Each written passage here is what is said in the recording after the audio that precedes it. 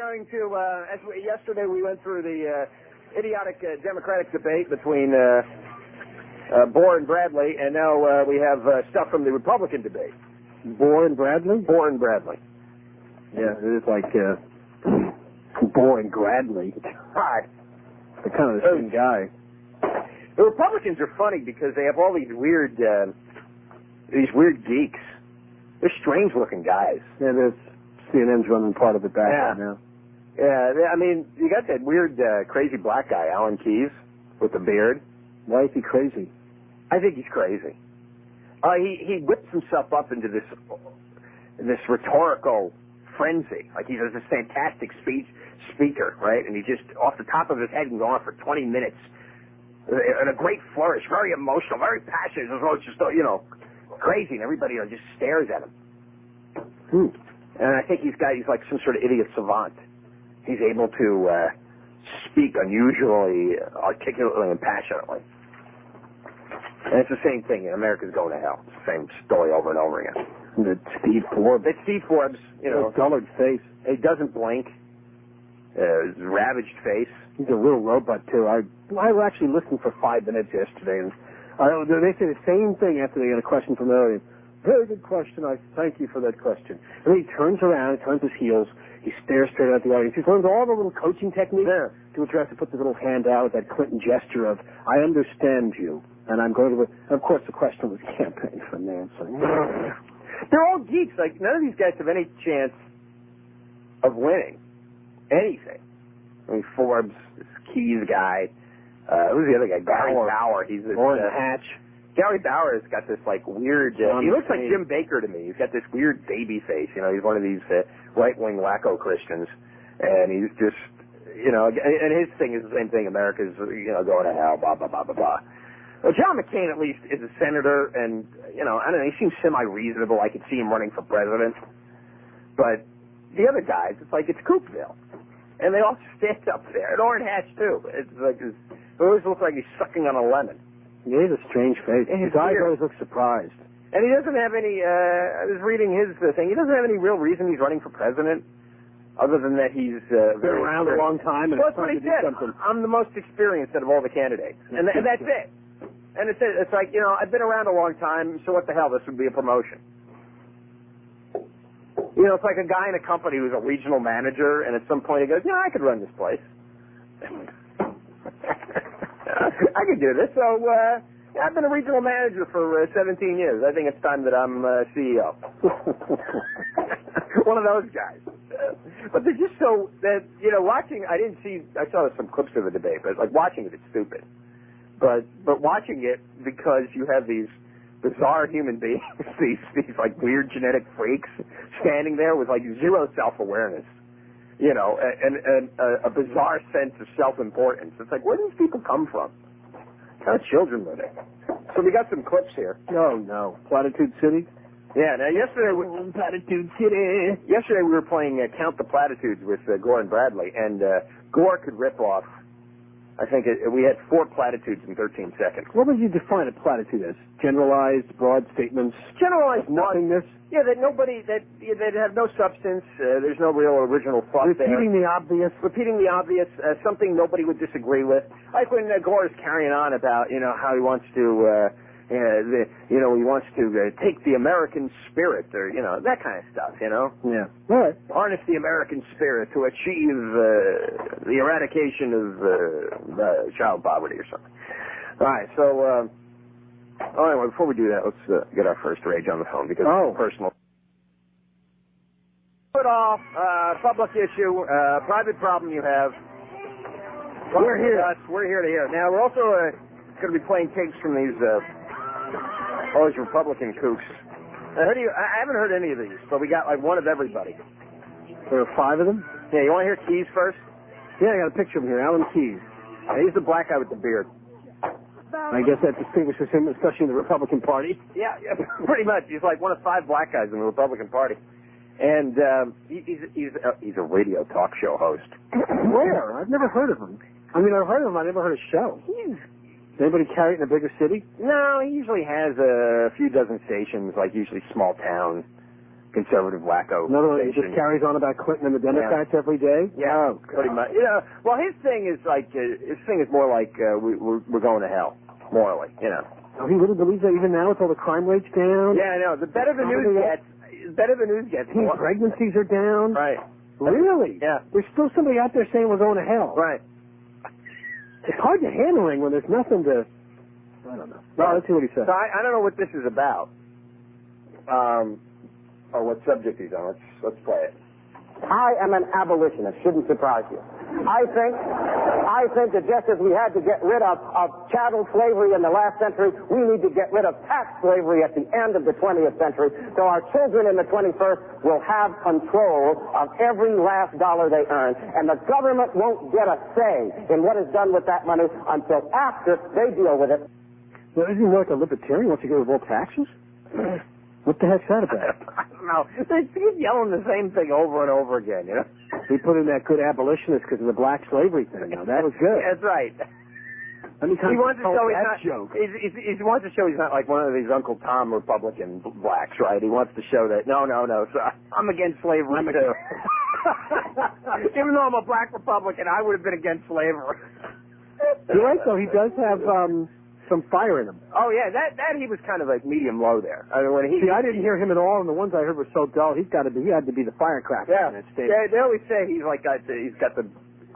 gives the best speeches, but he only gets like. You see, they changed the format. They don't stand behind little podiums. They came out and walk around each time it's their turn to speak. Which is a big motivation. Yeah. All right, now here's Gary Bauer. He's this right-wing wacko Christian guy. This is something about HMOs, I guess. I don't know. Look at this Hank Bauer. Yeah, the old manager. He looks like Jim Baker. He's got this weird baby face. He looks like he's 12 years old. You know, with the perfect. You ever turn on the evangelical shows? And I don't know what's with the hair, but those guys always have the most amazing hair. It's always very thick and swept up. Like Jimmy Swaggart? Yeah, it's like really strong industrial strength hair. You know, like bulletproof hair. They get permed. Yeah, I know, but I mean, it's a certain look that the Christian evangelical leaders have, and he's got that kind of look. No, let's hear him. I'm against big bureaucracy in Washington making health care decisions. I just have an aversion to bureaucrats. But it's not just government bureaucrats. I don't like HMO bureaucrats and insurance company bureaucrats either. And I think we need to level the playing field. Platitude. Level the playing field. Platitude. I'm against bureaucrats for the old time platitudes. So the first guy's against taxes, and this guy's against bureaucrats. All right, there's a campaign. These are definite Republican themes. But you notice that when we were listening to Gordon Bradley, it was more the positive things that Democrats are for. Not that they're good, they're also platitudes. I'm for education. I'm for helping the poor. The Republicans said, come out, I'm against bureaucrats. I'm against taxation. The same old stuff. It's funny. But you know what? People like taxation. They want to pay for the old people. They want to pay for Social Security. They want to pay for Medicare. Oh, yeah. They never addressed that. That's been decided. He didn't come to a debate last. Wait, this is Steve Forbes. This is Forbes, and he's really boring. He's getting mad because George Bush won't show up at these stupid debates. And Bush is doing the right thing. If I had a 50-point lead, I wouldn't debate these schmoes either. Why would you debate people who are 50 points behind you? All that could happen is you make a mistake. Let the schlubs yell at each other. Because we'll be at the next one in December. Right. Because he had a fundraiser. A couple of weeks ago, his plane got delayed. He had a choice between a fundraiser and going to a school in Rhode Island with underprivileged kids. He chose the fundraiser. Good one. So perhaps in the future, at a forum like this, if we call it a fundraiser, he might show up. Oh, that's a funny one. I like that one. Oh, that's a funny. He's so boring, his voice. Sometimes his voice puts you to sleep.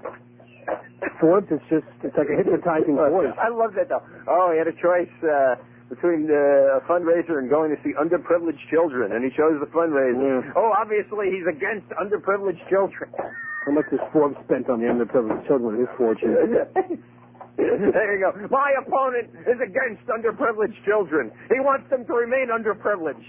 He wants them to remain hungry and poor, without clothing, without an education. That's pigeonholing your opposition. That's a good one. Who else we got? Orrin Hatch. Orrin Hatch. Mr. Mormon here. I'm a strong supporter of Second Amendment rights. Ah! I'm also a strong criticizer of this administration. Because there are people being killed in our society today because they're not enforcing the law. What's that about? Oh, that's the gun thing.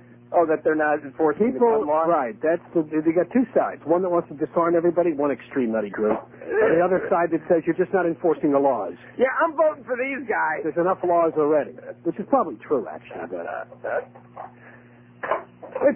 both are impossible. To enforce all the laws properly and to take all the guns away, they're both hopeless. So give up. Let me play two at the same time, see if they make more sense. We didn't come to a state last week big bureaucracy in Washington making health care decisions. I just have a version of the bureaucracy and the fundraiser. It's not just government bureaucrats. I don't like HMO bureaucrats and insurance company bureaucrats fundraiser. And I think we need to level the playing field. If we call it a fundraiser, you might show up. That was Bauer and Forbes? That's Bauer and Forbes. You put keys in there. I only got two machines here. Oh, no. I'm against big bureaucracy. Shut up. Those are all Hatch and keys.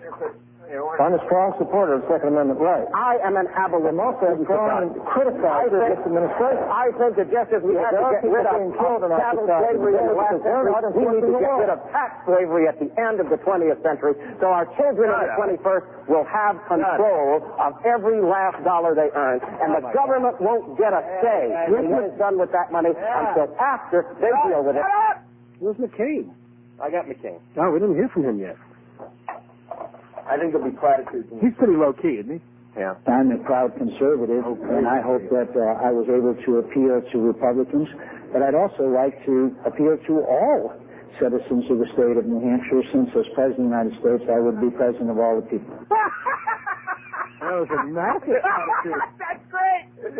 As President of the United States, I would be president of all the people. Oh, that's the platitude to end all platitudes. Thanks for pointing that out, Senator. Proud conservative. I'm a proud conservative. No, that doesn't work. Well, a big part of the country now doesn't like that word conservative. No. Looks like they don't like liberal. Both words are don't want to hear kind of it. haunting.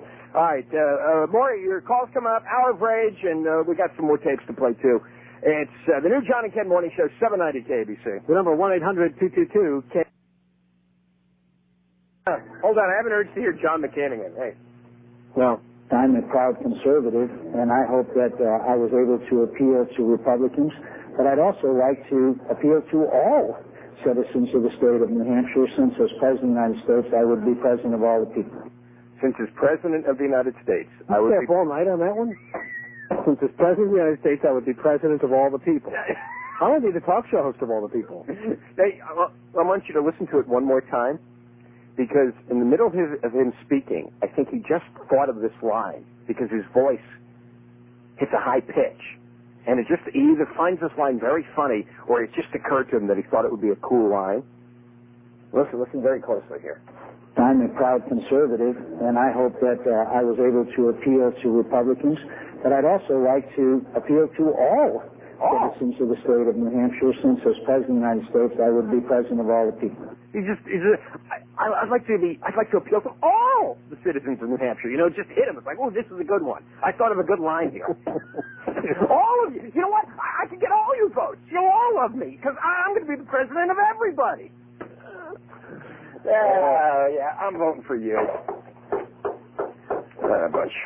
Is there anything else here I didn't play? I think you got all 5 of them in this hour. I got, McCain, Forbes, Bauer, Hatch, Keys. Oh, here's Bush. I got Bush. Bush wasn't there. Oh, this is him explaining why he wasn't there. Oh, all right. I really don't regret missing the opportunity to honor my wife. My family's important to me, and I think the people in New Hampshire will understand that. Yeah, there was some award she was getting. Yeah, some award from the top. Did you hear? I think he's an idiot. I think he's got, an IQ of just maybe slightly below average, maybe about 85. Could have been past behavior as burns and things. He's not operating at full power. He's not getting all his watts are not shining. I mean, just listen to him here. I really don't regret missing the opportunity to honor my wife. My family's important to me, and I think the people in New Hampshire will understand that. So he does have a Texas slang drawl? Yeah. He's a little bit like Ross Perot. Yeah,